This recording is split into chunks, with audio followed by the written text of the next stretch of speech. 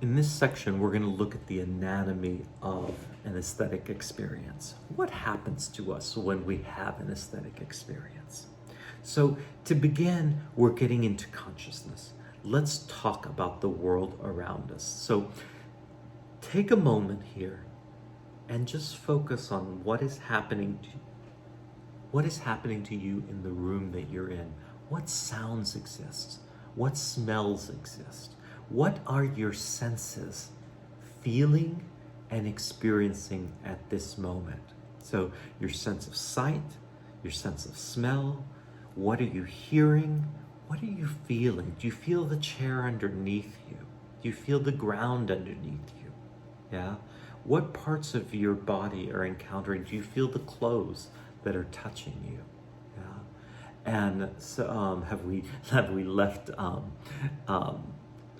one of the senses out? So sight, smell, taste. Taste is another sense, and perhaps we're not tasting right now, but perhaps we are if you're eating something while you're listening to this lecture. So what's happening to you at this moment?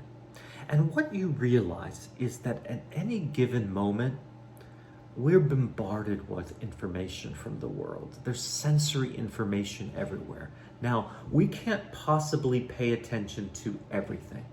I would say if you were in a room that is very cold or you're very hot, you might be really paying attention to that information right now, because it might be pushing you to not be able to exist within that room when you move into that realm of too hot or too cold. Yeah.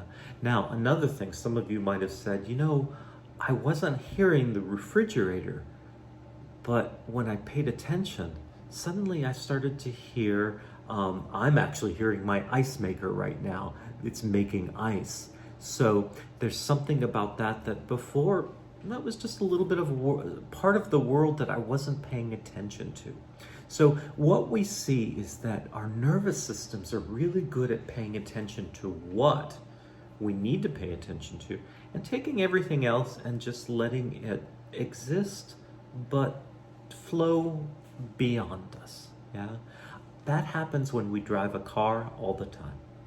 That we are paying attention to the things that matter, and other things we don't pay attention to, and we shouldn't pay attention to, like, what happened on our cell phone, or what's happening way over there off the road somewhere, that, any birds in the sky, the things that can happen that we just don't see, and they're there, but we don't pay attention to them.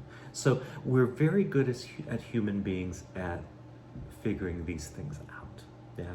Now, there are some times in anxiety attacks that all of a sudden so much information gets flooded in and we feel we cannot deal with it. And that is another instance where perhaps our nervous systems are not doing their jobs correctly, or we're in a situation where we get moved away from what's naturally there to help preserve us. So fascinating ideas, but we are able to figure this out. Now, when we get into a work of art, most of us think that art is a heightened sensory kind of awareness. That's what we hope for, and that's actually something that we push for, and we try to focus this sense of creating a heightened sensory awareness. Yeah. So I would say art aficionados, they seek this out because they go to places like museums and concerts and theaters and symphonies, and they look for this heightened experience. And often we call this the aesthetic experience. Now, what is an aesthetic experience? Well, it begins with a kind of focusing of attention towards an event.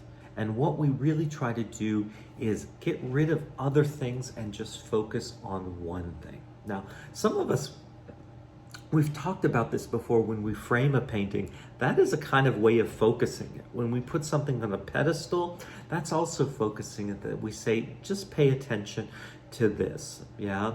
Lighting designers do this for us all the time, where they will say, here's the information to pay attention to, and let's not pay attention to other things that are happening or other parts of the space, that we're just looking at this and isolating this area of the thing. Now, different art forms deal with this in different ways. Yeah. So a symphony often doesn't completely turn the lights out and just show us something specific, but they have ways of, like at the beginning of a symphony, we hear everybody tuning their instruments, and often they're playing various different things. Then suddenly the concertmaster, usually the first violin, plays the note of A. Everyone tunes to that one note, and then that's a way of focusing everyone's attention, getting all the instruments to come together. Usually they wait at this moment. The conductor comes out, there's applause. The conductor takes the stand, and the conductor usually starts the orchestra. I bring this up because that little sequence that happened is a way that we focus and get everyone in that audience to kind of all come together and hear the music in a very specific way. Art museums do it also with lighting. Sometimes they paint the galleries. They organize how you're going to walk through the gallery to see the various things and how things are ordered and framed, and the choices. There's lots of aesthetic choices. And so that's what I always encourage all of you to look at, is what were the choices that were made for us to see this event. There's no surprise why we spend so much time in tech, doing technical rehearsals to figure out how do we focus the attention of this experience. How do we get the lighting just right so that someone can see this work in a really special and a unique way. I like this little drawing that I made, which is just kind of showing a dancer leaping and that one person in the audience only seeing that moment. The rest of the world doesn't exist. That's an aesthetic experience. Now, great works of art, we think that they're arresting. They're captivating, they capture us, they get our attention, and they somehow crawl into us and deeply make us feel that whatever intrinsic rasa feeling they have in there, that we feel the phenomenology of it, and we encounter them immediately and experience something. Yeah, that's that sense of the aesthetic experience. If I had to do a breakdown, I might look at a chart like this. It's all about the encounter. We have encountered a work of art, the art encounter. Now, if we don't like it, well, there might just simply be disinterest and we walk right by it. We miss it, we don't care about it. But if there's awareness and sensitivity, somehow we then start down this pathway of this appreciation. And there's a sense that we open up a bit and we can let this stuff come into our world, internal world of feeling. Now, we can have a passing interest in the work, or if it's important, I think what we do is we start to develop a relationship with the work of art. And this is the aesthetic experience. Now, I want to just go a step further and say an aesthetic meditation, because I feel when works are profound, that is that moment that it seems like we just have this meditation with it. We just encounter it, and it's us just existing with that work at that moment. And that is this place of deep and perhaps profound connection with a work of art. Yeah. Um, Again, that statement that art can move us, that it can get inside us, it can somehow get under our skins, and it can somehow change us, make us different, make us feel renewed, give us hope that we can continue going and continue striving for the things that we want in the world. Those are often the ideas that artists want from their works. And I think artists seek to create these environments that somehow teach us, that encourage us to look, and probably in a Hegel-esque way say they make us more human. This is Okakura Kakuzo. He wrote this wonderful book, and he wrote the Book of Tea.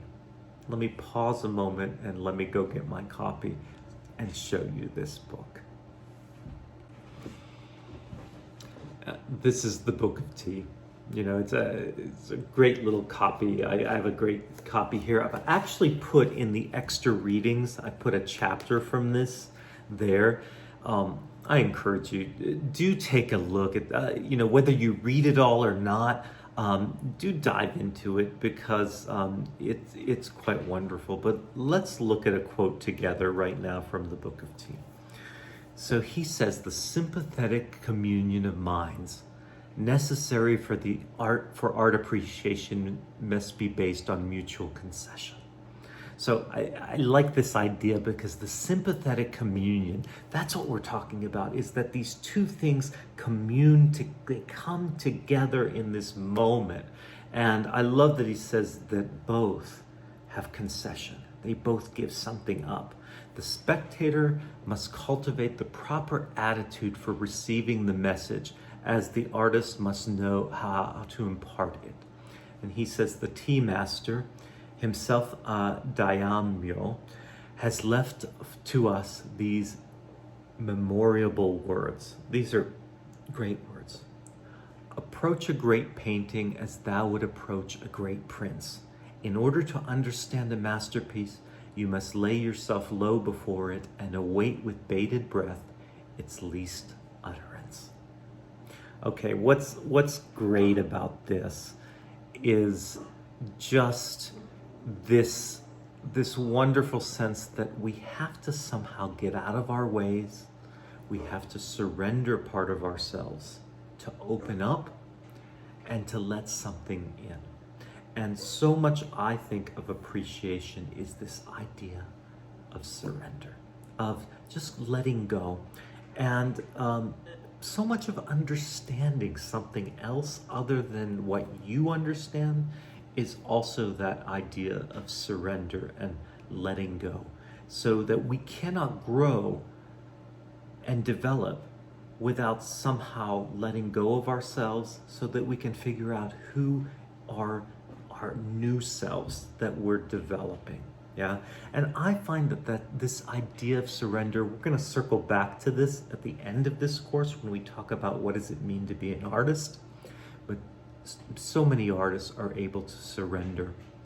And I would probably say that the artists that you adore and the people that you think as artists who've changed the world, they are constantly dealing with these aspects of art and their ability to surrender. Here's a great little picture, a little drawing I made of Kakuzo.